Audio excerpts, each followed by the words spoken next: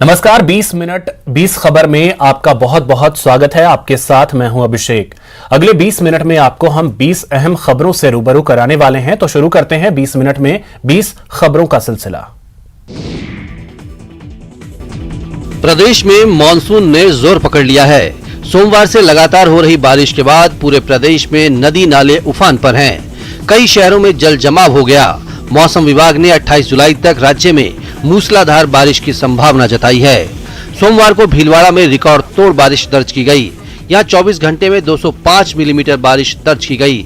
इसके अलावा चित्तौड़गढ़, जयपुर, अजमेर, सवाई माधोपुर, राजसमंद, डूंगरपुर, बांसवाड़ा, कोटा, सिरोही, जोधपुर, पाली, नागौर और जालोर जिले में कहीं कहीं भारी से अति भारी बारिश दर्ज की गई है। राज्य मौसम विभाग के निदेशक ने बताया कि पूर्वी राजस्थान में सर्वाधिक बारिश भीलवाड़ा में 205 मिलीमीटर दर्ज की गई है, जबकि पश्चिमी राजस्थान के जोधपुर तहसील में 175 मिलीमीटर बारिश दर्ज की गई। उन्होंने बताया कि पूर्वी राजस्थान के ऊपर एक परिसंचरण तंत्र बना हुआ है, जिसका असर 2 दिनों तक अजमेर, जोधपुर और उदयपुर संभाग के जिलों में बना रहेगा। प्रदेश में मानसून की जोरदार बारिश कई शहरों के लिए आफत बनने लगी है। श्रीगंगानगर, कोटा, 12 के बाद अब जोधपुर में बरसात का कहर देखने को मिल रहा है। जोधपुर में बारिश कैसी आफत बनी हुई है, इस तस्वीर से आप बखूबी अंदाजा लगा सकते हैं। जहां सोमवार की शाम लगातार 3 घंटे की तेज बारिश के कारण सड़कों पर दरिया बहने लगा। कई गली मोहल्लों में पानी का बहाव इतना तेज था कि सड़कों पर खड़ी गाड़ियां पानी में तैरती नजर आई। बताया जा रहा है कि मानसून के 22 दिनों में जोधपुर की ये पहली तेज बारिश है। सोमवार शाम से मंगलवार सुबह 8 बजे तक 118 mm पानी बरस गया। जलजोग, पारवी रोड, खतरनाक पुलिया, पावटा, मंडोर, जिला कलेक्ट्रेट, नेहरू पार्क आदि क्षेत्रों में सड़कों पर 2-2 फीट पानी भर गया। शहर के कई इलाकों में बिजली गुल हो गई है। वहीं भारी बारिश के कारण जिला प्रशासन ने सरकारी और निजी स्कूलों को छुट्टी के आदेश जारी किए हैं। जोधपुर में मानसून मुसीबत बनकर बरस रहा है। सोमवार को हुई जोरदार बारिश में जहां कई गली मोहल्ले पानी पानी हो गए, वहीं जोधपुर रेलवे स्टेशन में पानी भरने से यात्रियों को काफी दिक्कत का सामना करना पड़ा। रेलवे ट्रैक पर इतना पानी भरा था कि ट्रैक नजर नहीं आए। प्लेटफॉर्म और स्टेशन के बाहर भी जल भराव से यात्रियों को परेशानी झेलनी पड़ी। रेल प्रशासन ने यात्री इस टिकट परिस्थिति ध्यान में रखते हुए कुछ ट्रेनें रद्द की हैं और कुछ ट्रेनों के बीच रास्ते में ही टर्मिनेट कर दिया गया है। यातायात बहाल करने की दृष्टि से रेल प्रशासन राहत कार्यों में जुट गया है। कुछ ट्रेनों को बीच रास्ते में ही रद्द करना पड़ा। जिन ट्रेनों को रास्ते में स्टेशनों पर रद्द किया गया है, उनके यात्रियों को जोधपुर स्टेशन तक पहुंचाने के लिए न सिर्फ बसों की व्यवस्था की गई है, बल्कि उनके लिए खान पान और चिकित्सा सुविधाएं भी मुहैया कराई गई हैं। मंडल रेल प्रबंधक गीतिका पांडे ने बताया कि मुख्य रेलवे स्टेशन पर सक्षम अधिकारियों, नागरिक सुरक्षा टीम और मेडिकल स्टाफ की विशेष तैनाती की गई है। पूरे प्रदेश में झमाझम बारिश का दौर जारी है। पाली में लगातार बारिश से कई कॉलोनियां पानी पानी हो गई हैं। शहर को 2 भागों में बांटने वाले रेलवे अंडरब्रिज भी पूरी तरह से लबालब हो गए। अंडरब्रिज के लबालब होने के बावजूद एक लापरवाह ड्राइवर ने अपनी कार अंडरब्रिज में घुसा दी, जिसके बाद कार पानी में फंस गई और कार सवार लोगों की जान अटक गई। हालांकि स्थानीय लोगों ने सभी कार सवारों को सुरक्षित पानी से बाहर निकाला और फिर कार को अंडरब्रिज से बाहर निकाला। लगातार बारिश को देखते हुए जिला प्रशासन ने मंगलवार को सभी सरकारी और निजी स्कूलों में छुट्टी घोषित कर दी। वहीं भारी बारिश के कारण अधिकांश नदी नालों में उफान है, जिससे कई बांधों में पानी की आवक भी शुरू हो गई है। पीने के पानी का मुख्य स्रोत जवाई बांध का जलस्तर भी करीब 20 फीट पहुंच गया है। जिले में पिछले 12 घंटे में सबसे ज्यादा बारिश सोजत उपखंड में करीब 5 इंच दर्ज की गई, तो वहीं पाली, देसुरी, बामणियावास, हिमावास सहित कई क्षेत्रों में भी 1 से 1.5 इंच के करीब बारिश दर्ज की गई। प्रदेश में भारी बारिश से अधिकतर नदी नालों में उफान है। वहीं सवाई माधोपुर जिले के चौथ का बरवाड़ा उपखंड से गुजरने वाली बनास नदी में पानी की आवक होने से डिडायच पुलिया पर पानी आ गया। पानी पुलिया के ऊपर से गुजरने लगा है, जिसके कारण इलाके के लोगों की आवाजाही बंद हो गई है। हालांकि कई लोग जान जोखिम में डालकर पानी की चादर चल रही पुलिया से ही आवाजाही कर रहे हैं। ये हालात काफी खतरनाक हैं और कभी भी बड़ा हादसा हो सकता है।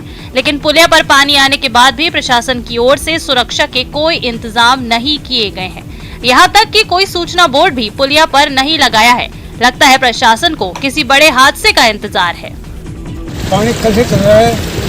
क्या स्थिति है बनास की, कैसे करें? कुछ नहीं है कि थोड़ा पुलिया नीचे बनाई गई है और आवागमन बंद हो जाता है। मतलब यहाँ की सवाई माधोपुर हमारे सब परेशान होते हैं। पुलिया नीचे बनाई गई है, मतलब ऊंची बनाई चाहिए पुलिया। कब से कब तक चलता है ये पानी यहाँ पर? ये पानी अब जब सुधा डैम का पानी सूख रहा है तो पानी आता रहता है। मतलब आता रहता है। यातायात बंद हो जाते हैं कि यातायात बंद हो जाते हैं। मतलब प्रदेश में मॉनसून की जोरदार बारिश लोगों के लिए मुसीबत बनती जा रही है। प्रदेश के अधिकतर हिस्सों में 2 दिनों से हो रही भारी बारिश ने जमकर तबाही मचाई है। जहां देखो वहां पानी, सड़क से मोहल्ले तक बन गए हैं दरिया।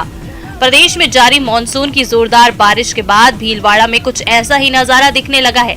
शहर के कई निचले इलाके पूरी तरह से जलमग्न हो गए हैं। सड़क पर बहते दरिया के बीच सवारियों से भरी एक रोडवेज बस फंस गई।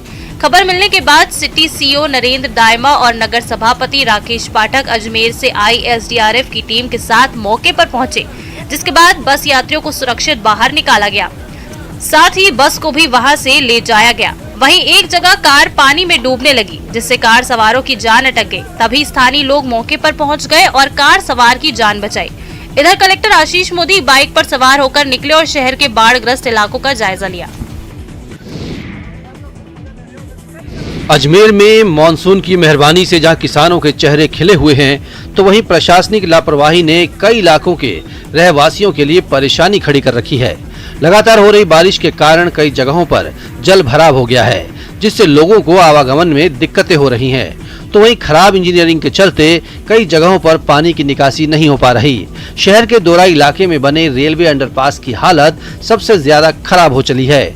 यहाँ 7 फीट पानी कई दिनों से भरा हुआ है, जिसके कारण लोगों को एक जगह से दूसरी जगह जाने में काफी परेशानी हो रही है। स्थानीय लोगों ने निगम आयुक्त से लेकर कलेक्टर तक इसकी शिकायत कई बार की, लेकिन हालात जस के तस बने हुए हैं। परेशान लोगों ने रेल मंत्री तक को ट्वीट कर इस अंडरपास के हालात की शिकायत की। साथ ही प्रशासन को इस समस्या के समाधान करने का अल्टीमेटम दिया है। ऐसा नहीं होने पर उग्र आंदोलन की चेतावनी दी है। हमने मुख्यमंत्री पोर्टल पर भी डाला है। जो पूर्व जो केंद्रीय रेल मंत्री हैं पीयूष गोयल जी, उनको भी हमने इस संबंध में हमने ट्वीट किया है। वर्तमान जो रेल मंत्री है अश्विनी वैष्णव जी, उनको भी हमने ट्वीट करा है कि इन्होंने जो घटिया अंडरपास बनाया है, उस घटिया अंडरपास का नतीजा ये है कि पूरे साल भर वर्ष के 365 दिन वहां पर पानी निकलता रहता है। अभी उन्होंने पाइप डाले हैं जो कि पूरी तरह से फेल हो गए हैं और वहां पर अभी भी 7-7 फुट पानी भरा हुआ है। प्रतापगढ़ में पिछले 3 दिनों से हो रही रिमझिम बारिश के बाद मंगलवार सुबह जमकर बारिश का दौर शुरू हुआ, जो कई घंटे तक लगातार जारी रहा, जिसके बाद सड़कें दरिया बन गई। लगातार बारिश से खेतों में भी पानी भर गया है, जिससे किसानों को फसलों के खराब होने का डर सताने लगा है। इधर मूसलाधार बारिश के कारण शहर और आसपास क्षेत्र की नदी नाले उफान पर हैं। उधर 3 दिनों से हो रही बारिश के कारण जनजीवन पूरी तरह से प्रभावित नजर आया। बीते 24 घंटे में जिला मुख्यालय में सर्वाधिक 50 mm बारिश दर्ज की गई। वहीं जिले में अब तक 356 मिलीमीटर बारिश हो चुकी है, जो जिले की औसत का 36% है। जिले में लगातार बारिश के दौर के चलते जिले के 1 दर्जन बांधों में पानी की आवक लगातार बढ़ रही है। 31 मीटर की भराव क्षमता वाला जाखम बांध भी 58% तक बढ़ चुका है। वहीं भवन शिमला का जल स्तर भी 47% से ऊपर पहुंच गया है।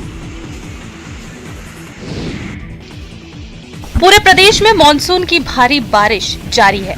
बारिश के कारण कई इलाकों में बाढ़ जैसे हालात हो गए हैं। कोटा सहित पूरे हाड़ौती में भी बारिश आफत बनकर बरस रही है। भारी बारिश के कारण चंबल नदी भी उफान पर है। कोटा बैराज से भी पानी छोड़ा जा रहा है। इस बीच बाढ़ के कारण पैदा होने वाले हालात से निपटने के लिए एसडीआरएफ टीम ने चंबल नदी में मॉक ड्रिल किया। इस दौरान चंबल नदी के एक किनारे से दूसरे किनारे पर जाकर फंसे लोगों को रेस्क्यू करने का डेमो एसडीआरएफ की टीम ने किया। कोटा एसडीआरएफ के पास पहली बार लाइव बॉय नाम का उपकरण भी उपलब्ध हुआ है, 40 से 60 किलोमीटर प्रति घंटे की रफ्तार से बिना किसी ड्राइवर के रिमोट कंट्रोल से चलता है। ये पानी में एक स्थान से दूसरे स्थान पर जाकर लोगों की जान बचाकर रिमोट कंट्रोल के माध्यम से पुनः लौट आता है। लाइफ बॉय पर 5 लोग एक साथ लेटकर किनारे पर पहुंच सकते हैं। इस दौरान Kota city SP Kesar Singh Shekhawat, SDRF commandant Rajkumar Gupta भी मौजूद रहे। टोंक जिले की बिलौता ग्राम पंचायत में भ्रष्टाचार का बड़ा मामला सामने आया है।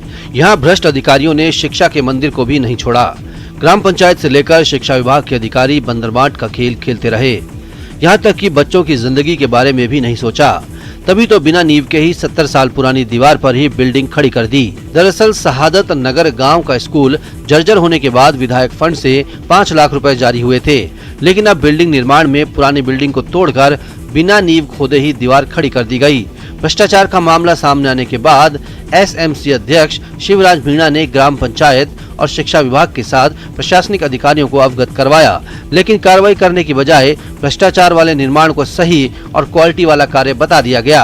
हालांकि निर्माण कार्य करने वाली एजेंसी के पिछले काम को देखते हुए स्कूल प्रबंधन समिति और ग्रामीणों ने पहले ही सवाल उठाए थे, लेकिन भ्रष्टाचार के सामने किसी की नहीं चली। ग्राम पंचायत की जो कार्यकारी एजेंसी है उसके द्वारा एक प्रकार से घटिया निर्माण करते हुए नींव नहीं खोदी गई है। साथ ही जो 60 से 70 साल पुरानी जो बिल्डिंग थी पुरानी, उसी की जो चूना युक्त जर्जर हालत में नींव है, उसी के ऊपर डीपीसी डाल करके निर्माण कार्य चालू करवाया गया है। बारा की कृषि उपज मंडी के व्यापारी संगठनों में आपसी खींचतान के कारण मंडी प्रशासन ने अनिश्चितकाल के लिए मंडी बंद कर दिया है, जिसके बाद मंडी परिसर सूना पड़ा है। वहीं मंडी व्यापार संघ ने मंडी व्यापार मंडल और मंडी सचिव पर गलत तरीके से मंडी बंद करने का आरोप लगाया है। दरअसल व्यापार मंडल कच्चे व्यापारियों से खरीदे गए माल भुगतान के लिए 12 दिन की अवधि और नगद भुगतान करने पर कैश डिस्काउंट 50 पैसे से बढ़ाकर 55 पैसे करने की मांग कर रहा है। वहीं व्यापार संघ 2 दिन के भीतर नगद भुगतान करने पर प्रति सैकड़ा 50 पैसे कैश डिस्काउंट और खरीदे गए माल का अधिकतम 10 दिन में भुगतान करने की बात पर अड़ा हुआ है।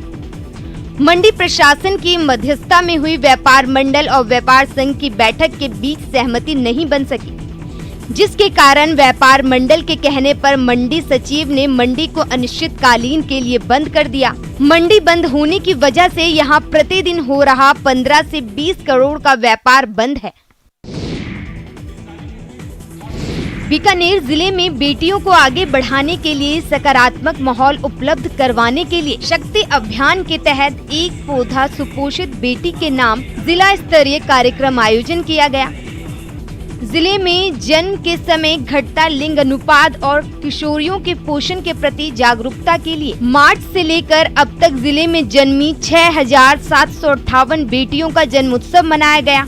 जिले के 1,502 आंगनबाड़ी केंद्रों के अलावा उपखंड और जिला मुख्यालय पर आयोजित कार्यक्रमों में बेटी जन्म पर खुशियां मनाई गई और इन बेटियों के परिजनों को सहजन फली का पौधा, जिला कलेक्टर का बधाई संदेश और घर की नाम पट्टियां भेंट की गई।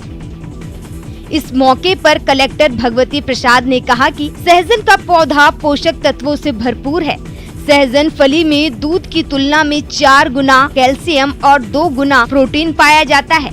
आपको बता दें कि 3 वर्ष पहले तक बीकानेर में 1000 बेटों पर 983 बेटियां जन्म लेती थी, जो कि इस वर्ष मार्च तक घटकर 955 रह गया है। झुंझुनू के चिड़ावा उपखंड के सारे गांव में ग्राम पंचायत की पहल पर पर्यावरण संरक्षण की दिशा में बड़ा कदम उठाया गया है। इसके तहत गांव सारी में पेड़ लगाओ धरती बचाओ के नारों के साथ 1 मिनट में एक साथ 1100 पौधे लगाए गए।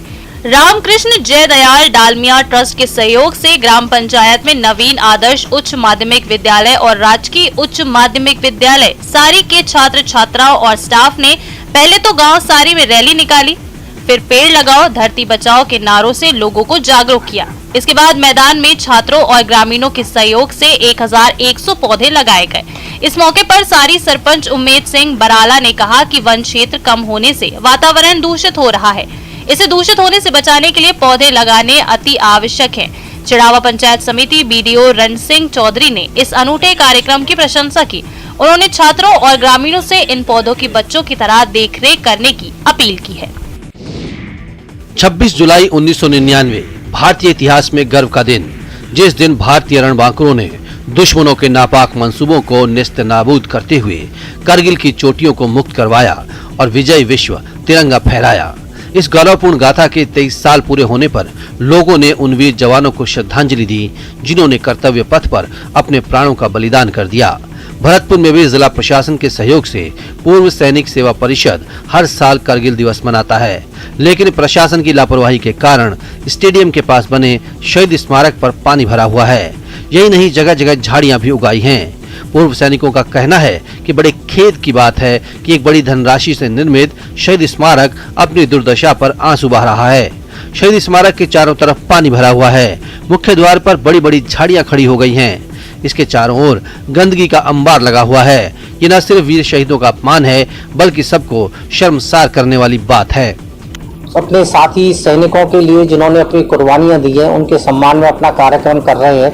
तो अभी हम टेक्नोलॉजी पार्क के जो स्टेडियम है, उनका टेक्नोलॉजी पार्क में जो सभागृह है, उनसे हमने निवेदन किया है। करगिल की ऊंची पहाड़ियों से दुश्मनों को मार भगाने के 23 साल पूरे हो चुके हैं। वीर जवानों के शौर्य को याद करने और उन्हें श्रद्धांजलि देने के लिए देश भर में कई कार्यक्रमों का आयोजन हुआ। इस मौके पर शहीद हुए सैनिकों को श्रद्धांजलि देने के लिए द्रास में कारगिल युद्ध स्मारक पर माल्यार्पण समारोह हुआ। सेना की उत्तरी कमान के general officer commanding in chief lieutenant general Upendra Dwivedi फूलों से सजाए गए द्रास युद्ध स्मारक पर मंगलवार को बलिदानियों को श्रद्धासुमन अर्पित किया। इसके बाद सेना के हेलीकॉप्टरों ने कारगिल युद्ध स्मारक पर आसमान से पुष्प वर्षा की। इसमें लद्दाख की सुरक्षा का जिम्मा संभालने वाली 14वीं कोर के अधिकारियों के साथ लद्दाख प्रशासन के अधिकारी भी शामिल हुए। लेफ्टिनेंट जनरल उपेंद्र द्विवेदी ने द्रास वॉर मेमोरियल पर कारगिल युद्ध के शहीदों को श्रद्धांजलि देने के बाद कहा कि भारतीय सेना की वीरता और जीत के आगे पूरा देश नतमस्तक है। कारगिल विजय दिवस के माध्यम से हम उनके बलिदान को कृतज्ञता की भावना के साथ याद करते हैं, जिसकी याद में हर साल आज के ही दिन विजय दिवस के रूप में मनाया जाता है। देश की राजधानी दिल्ली में सावन की शिवरात्रि के त्योहार को बड़े ही धूमधाम और हर्षोल्लास से मनाया जा रहा है। चांदनी चौक स्थित गौरी शंकर मंदिर, झंडेवालान मंदिर, गाजियाबाद के सुप्रसिद्ध दूधेश्वर नाथ मंदिर में बड़ी संख्या में भक्तों ने भगवान शिव का जलाभिषेक किया और पूजा अर्चना की। दिल्ली के बुद्ध विहार में बड़ी संख्या में श्रद्धालुओं की भीड़ देखने को मिली। सभी भक्तों में जोश और उत्साह देखने को मिला। वसंत कुंज स्थित शिव मंदिर में भक्त सुबह से ही पूरे विधि विधान के साथ भगवान भोलेनाथ की पूजा करते नजर आए। मंदिर के पुजारी का कहना है कि वैसे तो पूरा सावन मास भगवान भोलेनाथ का होता है, लेकिन इस महीने की शिवरात्रि का विशेष महत्व होता है। शिवरात्रि पर भगवान शिव शंकर की पूजा पाठ और पंचामृत से अभिषेक करने से अत्यंत ही पुण्यदायक फल मिलता है। इस दिन पूजा अर्चना करने वाले और व्रत रखने वाले लोगों को सभी परेशानियों और समस्याओं से पूरी तरह मुक्ति मिलती है। इसलिए सभी भक्त 2 मिनट का समय निकालकर मंदिरों में जाकर भगवान भोलेनाथ पर जल जरूर चढ़ाते हैं। श्रावण मास की कावड़ यात्रा अपने चरम पर है। 25 जुलाई को सोमवार और फिर 26 जुलाई को शिवरात्रि होने के कारण बड़ी संख्या में कावड़िए गंगा जल लेकर शिव मंदिर पहुंचे और भगवान भोलेनाथ का जलाभिषेक किया। देवनगरी हरिद्वार इन दिनों शिवमय नजर आ रही है। शहरी नहीं, उसके बाहर भी कई किलोमीटर दूर तक भगवा भगवा ही नजर आया। जहां तक नजर पहुंची कावड़िए ही कावड़िए नजर आए। हर की पौड़ी का नजारा भी पूरी तरह से शिवमय नजर आया। चारों तरफ बम बम भोले के जयकारे गूंज रहे हैं। हर की पौड़ी समेत तमाम घाटों पर गंगा जल लेने वाले कांवड़ियों की भीड़ लगी हुई है। हर कोई अपने अपने क्षेत्र के शिवालय में भगवान शिव के जलाभिषेक के लिए गंगा जल ले जाने को बेताब दिख रहा है। इसे लेकर कांवड़ियों में भी खासा उत्साह देखने को मिला। हर की पौड़ी के ब्रह्मकुंड, मालवीय घाट, कांगड़ा घाट, नाईसोता घाट, सुभाष घाट, बिरला घाट पर कांवड़ यात्रियों की जबरदस्त भीड़ रही। सोमवार को 60 लाख शिव भक्तों ने यहां से गंगा जल भरा और अपने प्रदेशों के लिए वापसी की। अब तक 3,50,70,000 श्रद्धालु वापसी कर चुके हैं। पुलिस को यातायात व्यवस्था बनाने में पसीना बहाना पड़ा। बता दें कि 14 जुलाई को कांवड़ यात्रा शुरू हुई थी। श्री अमरनाथ जी की यात्रा बड़े उत्साह के साथ चल रही है। बाबा बर्फानी के दर्शन के लिए देश भर से आने वाले श्रद्धालुओं के लिए खास इंतजाम रहते हैं। सुरक्षा व्यवस्था के साथ तीर्थयात्रियों के खाने पीने के लिए पूरे यात्रा मार्ग में कई लंगरों की खास व्यवस्था रहती है। अलग अलग पड़ावों पर बने ये लंगर इस कठिन यात्रा में तीर्थयात्रियों के लिए बड़ी राहत साबित होते हैं। इन लंगरों में तीर्थयात्रियों को भोजन के साथ साथ आराम के लिए भी कुछ पल मिल जाते हैं। ऐसे में अमरनाथ यात्रियों की सबसे कठिन यात्रा के दौरान विभिन्न स्टेशनों पर स्थापित लंगर इन यात्रियों के लिए भगवान भोले के आशीर्वाद से कम नहीं है। इस पवित्र यात्रा के दौरान जब तीर्थयात्री थका हुआ महसूस करते हैं और कभी कभी साहस जवाब देने लगता है तो लंगर में सेवादार तीर्थयात्री की हिम्मत बढ़ाने और तन को तरोताजा करने के लिए आगे आते हैं। ऐसे में लंगर में बिताया हर पल इन तीर्थयात्रियों के लिए जीवन भर का एक अनूठा अनुभव साबित होता है। 2 साल के बाद एक बार फिर गणेश उत्सव को लेकर पूरे देश में उत्साह देखने को मिल रहा है। 31 अगस्त से शुरू हो रहे गणेश चतुर्थी को लेकर गुजरात में भी अभी से जोरों की तैयारियां चल रही हैं। 2 साल से कोरोना प्रोटोकॉल के कारण गणेश भक्त पूरे उत्साह के साथ गणेश उत्सव नहीं मना पाए थे, लेकिन अब सारे प्रतिबंध हटा लिए गए हैं, जिसके बाद मूर्तिकारों और मंडलों में भी उत्साह बढ़ा है। सूरत में ये उत्साह जमकर नजर आ रहा है और मूर्तिकार तेजी से मूर्तियों के निर्माण में जुटे हुए हैं। सार्वजनिक मंडलों ने भी इस बार दोगुना जोश के साथ गणेश उत्सव मनाने का फैसला किया है। इसके लिए बैठकें लेकर अपने मंडलों में गणेश उत्सव की भव्यता प्रस्तुत करने के लिए विचार मंथन किया जा रहा है। गुजरात सरकार ने इस बार गणेश उत्सव के दौरान स्थापित की जाने वाली गणपति प्रतिमा की ऊंचाई पर से भी प्रतिबंध हटा दी है, जिससे लोगों में और उत्साह है। महाराष्ट्र के बाद गुजरात में गणेश उत्सव का आयोजन पूरी श्रद्धा और उल्लास के साथ मनाया जाता है। फिलहाल इतना ही। नमस्कार।